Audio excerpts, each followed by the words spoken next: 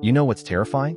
Thousands of people from different countries, different religions, different ages, people who never met each other, all died briefly, and when they came back, they described almost the exact same experience. Not similar, the same. A dark tunnel, a bright light, a feeling of peace, and something watching them. Now maybe you think near-death experiences are just hallucinations, a dying brain firing random signals before shutting down forever. That would make sense. Except for one disturbing detail we'll get to later in this video, because some of these people described things they should have been physically incapable of seeing. And that's where this story stops being comforting and starts becoming deeply unsettling. Why near-death experiences fascinate millions. Near-death experiences, or NDEs, have fascinated humans for decades because they hit one question every single person eventually asks. What happens after death?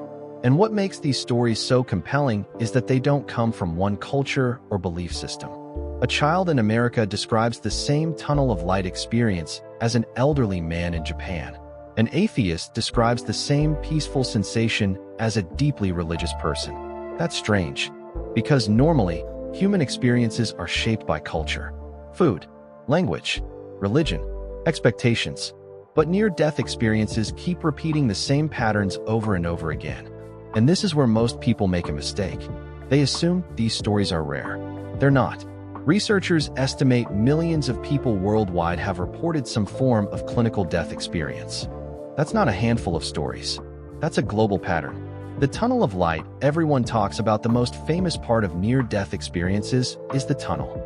People who died briefly often describe floating through darkness toward an incredibly bright light. But here's what's interesting. Almost nobody describes the light as painful.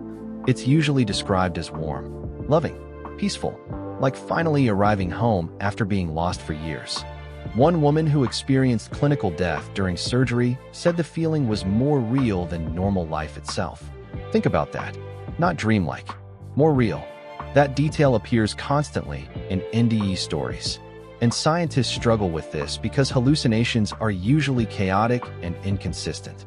But many afterlife experiences follow a strangely organized sequence.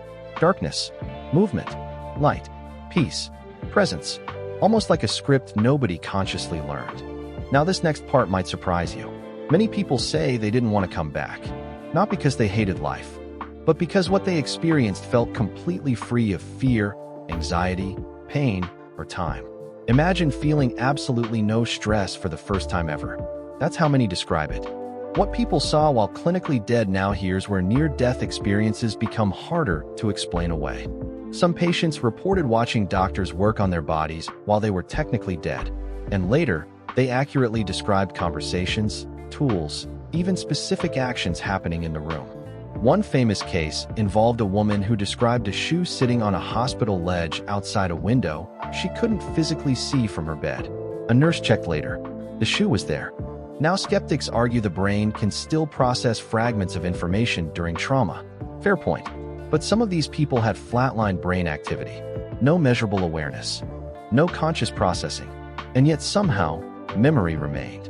This is why the debate around consciousness after death has exploded in recent years. Because the question becomes terrifyingly simple. If the brain stops functioning, who is still observing?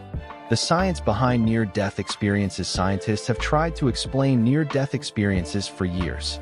One theory says the dying brain releases chemicals that create vivid hallucinations. Another suggests oxygen deprivation causes tunnel vision, which explains the tunnel of light experience. And honestly, some parts probably do involve brain chemistry. But here's the problem. These explanations don't fully account for the consistency. Because hallucinations are usually personal and unpredictable, yet NDE stories often sound eerily similar. It's almost like thousands of strangers watch the same movie. And this is where neuroscience hits a wall. Researchers still don't fully understand consciousness itself. We understand the brain. But consciousness, awareness, the feeling of being you, that's still one of science's greatest mysteries.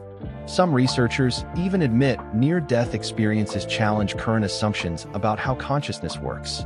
Not prove an afterlife, but challenge what we think we know. That's a huge distinction.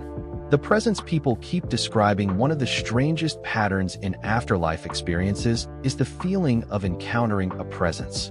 Some describe it as God, others describe deceased relatives. Some can't describe it at all, but they almost always mention feeling understood completely. No judgment, no hiding, no pretending. Imagine every thought you've ever had being instantly visible. And instead of fear, you feel acceptance. That's what many people report. Now, whether this is spiritual or neurological is still debated. But emotionally, the effect is powerful. Many people completely change after near-death experiences. Fear of death disappears. Priorities shift. Material things suddenly seem meaningless. Relationships become more important. It's almost like they come back believing life itself works differently than they originally thought. And honestly, that transformation might be the most fascinating part of all. Why so many NDE stories sound the same? This is the question that keeps researchers awake at night. Why are the stories so similar? Because if near-death experiences were random brain activity, you'd expect complete chaos. But instead, people repeatedly describe leaving their body, watching themselves from above, traveling through darkness, encountering light, feeling overwhelming peace, being told it's not their time again and again. Across decades, across countries, across belief systems. Now skeptics argue humans influence each other culturally through movies, books, and stories. But some cases happen long before modern media spread these ideas globally. Even children too young to understand death describe remarkably similar experiences. That's difficult to ignore. And this next part might surprise you even more. Some blind people reported visual experiences during near-death episodes. People blind since birth, describing visual imagery. That detail alone has stunned researchers studying consciousness after death. Because how does someone visualize something they've never physically seen before? No one has a definitive answer. The fear of death changes after an NDE. One major pattern appears almost universally after near-death experiences. People stop fearing death, not because they become reckless, but because they feel convinced death isn't the end. Some describe it like walking through a doorway rather than hitting a wall. And whether you believe these stories or not, the psychological impact is undeniable. Imagine spending your whole life terrified of something. Then suddenly that fear disappears overnight. That changes people profoundly. Some quit jobs they hate. Some repair broken relationships. Some completely redefine success. Because after experiencing what they describe as pure peace, everyday anxieties start looking very small. And maybe that's part of why millions of viewers search for real near-death experience stories online every year. Not just out of curiosity, but hope. Hope that death might not be meaningless. Hope that consciousness after death could exist. Hope that maybe there's something more. Could near-death experiences be proof of life after death? Now we reach the biggest question. Do near-death experiences prove life after death? Scientifically? No, at least not definitively. There's still no universal proof that consciousness survives physical death. But here's the uncomfortable truth. Science also can't fully explain these experiences away. And that uncertainty is exactly why this topic refuses to disappear. Because humans can tolerate scary answers.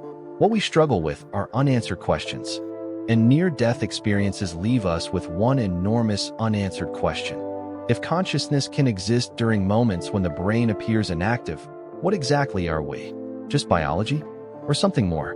That question sits at the center of every NDE story ever told. And honestly, we may be decades away from understanding it fully. The most chilling detail nobody talks about. Remember earlier when I mentioned the disturbing detail that makes this hard to dismiss? Here it is. Many people who died briefly say they experienced time differently. Some say minutes felt like years. Others say they experienced their entire life all at once. Almost like consciousness wasn't operating inside normal human time anymore. That's terrifying, because it suggests awareness itself may function independently from how we normally experience reality. And whether that's spiritual, neurological, or something we haven't discovered yet, it changes the conversation completely. Because now we're not just talking about death. We're talking about the nature of consciousness itself. And humanity still barely understands that.